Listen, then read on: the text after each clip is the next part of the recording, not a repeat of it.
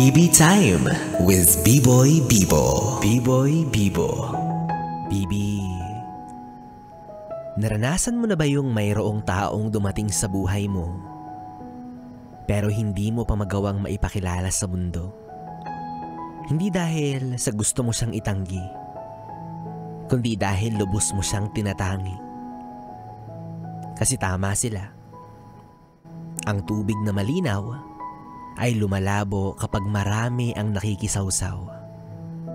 Kaya alam kong wala kang masamang intensyon. Gusto mo lang bigyan ng proteksyon ang bubuuhin ninyong relasyon. Kumbaga, ayaw mong may ibang makatunog kasi nababahala ka na baka mausog. Kaya gusto mo siyang ingatan at ituring bilang espesyal na handog. Malayo sa mga matang mapanghusga, sa mga bibig na walang saysay ang pagbuka, at sa mga masasakit na salitang maririnig ng iyong tenga. Kaya sa ngayon, dyan muna siya sa piling mo, sa isang sulok ng iyong puso, pagmamahal na itinatago sa isang anino, kung saan siya ligtas laban sa mga pang-ahas na talipandas.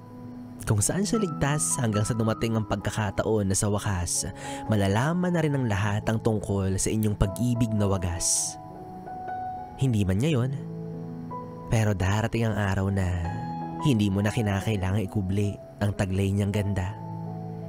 Hindi mo na siya kailangang itago sa mga litratong kamay lang ang kita. Lahat ng mahalagang tao sa buhay mo, sa wakas ay lubos na rin siyang makikilala. Pero sa ngayon, hindi muna. Para hindi pumalya. Dahil sa ngayon, sapat na ang saya ng ikaw lang at siya. Dahil kayong dalawa ang higit na pinakamahalaga.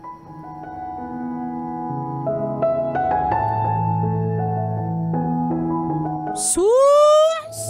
Tinatago pa yung kalandian. Pero ikikwento rin naman pag iniwan. Pakilala mo na yan, oy. Aminin mo na. Aminin mo na may asawa na siya.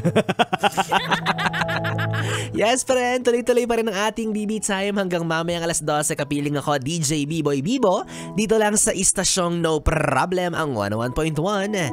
Yes, FM. Solid.